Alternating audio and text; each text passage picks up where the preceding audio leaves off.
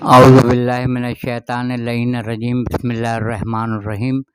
سید اقتدار علی خان آپ کی خدمت میں حاضر ہوا ہوں ایک مختصر ترین ٹاپک کو لے کر کہ رحمان کسے کہتے ہیں اور مرحوم کی کیا تعریف ہے۔ مختصر یہ ویڈیو ہے، اگر آپ کو پسند آئے تو آپ کمنٹ سیکشن میں جا کے کمنٹس دے سکتے ہیں کہ آپ کو یہ کیسی لگی یہ ویڈیو۔ جب کوئی دنیا سے جاتا ہے، اور یہ جب سے کرونا آیا ہے، یہ آیت جو ہے بسم اللہ الرحمن الرحیم انا للہ و انا الیہ راجعون، یہ آیت جو ہے پتہ نہیں کروڑوں بار یہ پڑھی گئی ہوگی۔ اتنے لوگ گئے ہیں کہ کروڑوں بار، اور جب بھی ہم سنتے ہیں تو ہم یہی ابھی ہمارے نوحہ خاں مشہور و معروف سید ناصر حسین زیدی مرحوم اس دار فانی سے رخصت ہو گئے، تو بے ساختہ ہم نے انا للہ و انا الیہ راجعون کہا، اور اس کے بعد سے پھر ان کے نام کے ساتھ مرحوم آیا۔ تو آپ یقین جانیں مجھے کل تک یہ علم نہیں تھا کہ مرحوم کی تعریف کیا ہے، نہیں، بس لوگ کہتے تھے تو میں بھی یہ کہ جو اس دنیا سے چلا جاتا ہے تو اس کو ہم مرحوم کہتے ہیں، مگر ہمیں معنی جاننا چاہیے۔ حدیث مبارکہ ہے، حضور صلی اللہ علیہ وآلہ وسلم ارشاد فرماتے ہیں کہ ماں کی آغوش سے لے کے لحد تک، قبر تک انسان طالب علم ہے، اور مکمل علم تو انسان حاصل نہیں کر سکتا ہے مکمل، مگر اس کو جستجو ضرور رہے۔ ذیشان حیدر جوادی نے اپنی کتاب میں لکھا کہ عقل کو جو چیز چلاتی ہے، عقل کو، وہ علم ہے۔ عقل کو جو چیز چلاتی ہے، رواں کرتی ہے، وہ ہے علم۔ علم کی بدولت عقل کام کرتی ہے۔ تو علم بنیادی چیز ہے، انا مدینۃ العلم والی بابھا۔ تو ہمارے دوست نے اس میں ایک لفظ پٹرول کا اضافہ کیا، کیونکہ آج کل پٹرول کا چرچا بہت ہے، تو انہوں نے، اور وہ جب اس کے اوپر انہوں نے جب یہ جملہ کہا تو میں نے کہا بڑا خوبصورت آپ نے ملایا، کہنے کہ لفظ پٹرول میں نے اضافہ کیا ہے اس میں، کہ عقل کے استعمال کے لیے علم کا پٹرول بہت ضروری ہے۔ عقل کے استعمال کے لیے عقل دے رکھی ہے اللہ تعالیٰ نے سب کو، اور جزا بھی مقدار عقل سب کو دی جائے گی کہ کیسی اس کی عقل تھی۔ تو عقل کے استعمال کے لیے پٹرول کا کام جو ہے وہ پٹرول کا کام، علم پٹرول کا کام انجام دیتا ہے۔ علم پٹرول کی مانند ہے عقل کے لیے، تو عقل کو استعمال کرنے کے لیے علم کا پٹرول ضروری ہے۔ سبحان اللہ، سبحان اللہ، سبحان اللہ۔ تو جیسے ہی انہوں نے یہ بتایا، میں نے کہا خوبصورت آپ نے اس کی تشریح کی ہے۔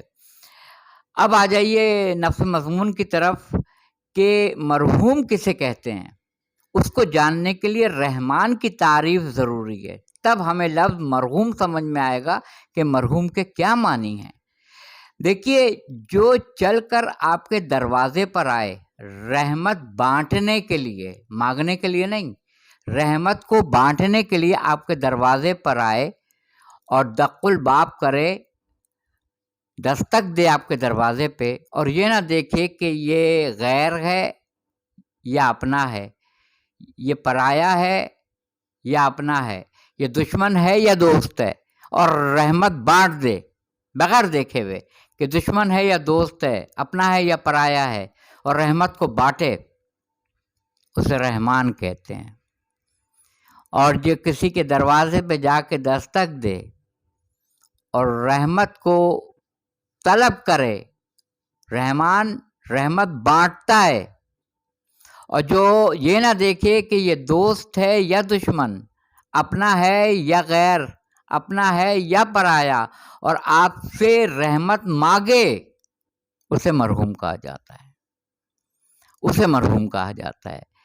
رحمان وہ جو چل کر آتا ہے اور آپ کے دروازے پہ دستک دیتا ہے کہ میں رحمت بانٹ رہا ہوں، ہے کوئی لینے والا، یعنی اس طرح سمجھیں کہ وہ رحمان جو فرعون کو بھی دے رہا ہے اور موسیٰ علیہ الصلوۃ والسلام کو بھی نواز رہا ہے، جو نمرود کو بھی نواز رہا ہے، دے رہا ہے، اور حضرت ابراہیم علیہ الصلوۃ والسلام کو بھی دے رہا ہے، وہ رحمان ہے۔ وہ یہ نہیں دیکھتا ہے کہ کون مجھے مان رہا ہے اور کون نہیں مان رہا ہے، وہ رحمان ہے، اور وہ خود چل کر آتا ہے رحمت بانٹنے کے لیے۔ اور جو آپ کے دروازے پہ آ کے دق الباب کرے اور آپ سے رحمت طلب کرے، مانگے کہ اس کو آج عالم برزخ میں اور قبر میں اور عالم برزخ میں رحمت ہی رحمت چاہیے، آپ سے طلب کرے، اسے مرحوم کہا جاتا ہے۔ مرحوم کا جو مطلب ہے وہ ہے مانگنے والا، رحمت کا مانگنے والا۔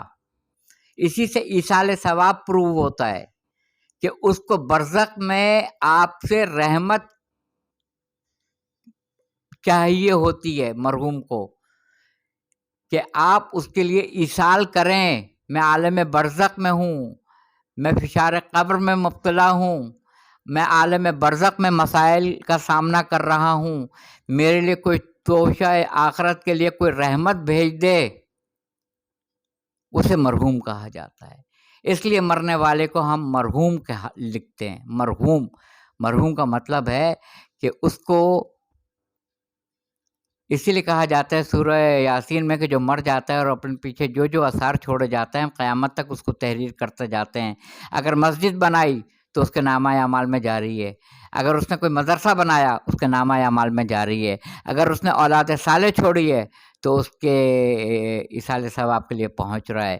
اگر ایک درخت لگایا ہے اور اس میں جتنے بھی لوگ اس چھاؤں میں آرام کریں گے اس کا ثواب درخت لگانے والے کو پہنچے گا، درخت لگانے والے کا ثواب پہنچے گا، عمارت بنانے والے کا ثواب پہنچے گا، مسجد مدرسہ بنانے والے کا ثواب پہنچے گا۔ مسجد بنانے والے کا ثواب پہنچے گا تو مسجد میں کیا ہوگا؟ قرآن خوانی ہوگی نا، قرآن ہی پڑھا جائے گا نا، اسی کا ثواب پہنچے گا نا اس کو، جو اس نے مسجد بنائی تھی۔ مسجد کس لیے بنائی تھی؟ عبادت کے لیے بنائی تھی، قرآن پڑھنے کے لیے بنائی تھی۔ تو ایصال ثواب میں اگر قرآن خوانی کی جاتی ہے تو کون سی بات ابس ہے؟ درخت لگانا اس کا ثواب پہنچ سکتا ہے، عمارت بنانا اس کا ثواب پہنچ سکتا ہے، کوئی مدرسہ بنانا اس کا ثواب پہنچ سکتا ہے، کوئی مسجد بنانا، کوئی کسی کو نوکری دلانا، صدقہ جاریہ اس کا ثواب پہنچ سکتا ہے۔ قرآن پاک پڑھنے کا ثواب نہیں پہنچ سکتا ہے؟ مسجد میں بھی تو قرآن پاک ہی پڑھا جائے گا نا۔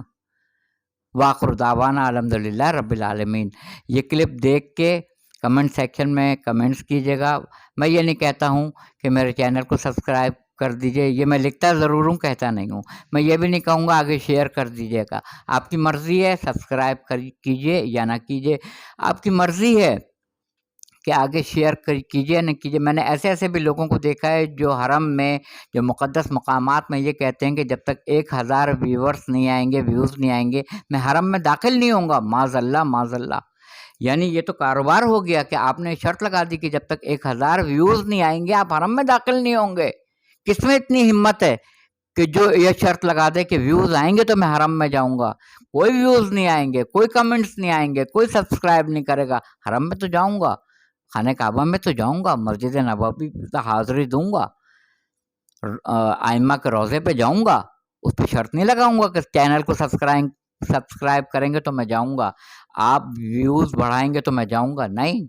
واللہ خیر الرازقین، اللہ بہترین رزق دینے والا ہے، ہر طرح کا رزق ہوتا ہے، اگر اس میں بھی برکت اللہ کو دینی ہے وہ ضرور دے گا، اور اس نے جتنا مقدر میں لکھ دیا ہے نہ اس سے کم نہ اس سے زیادہ۔ وآخر دعوانا الحمدللہ رب العالمین۔ یہ آپ کو کیسی ویڈیو لگی کمنٹ سیکشن میں کمنٹ ضرور کیجیے گا۔ جزاک اللہ۔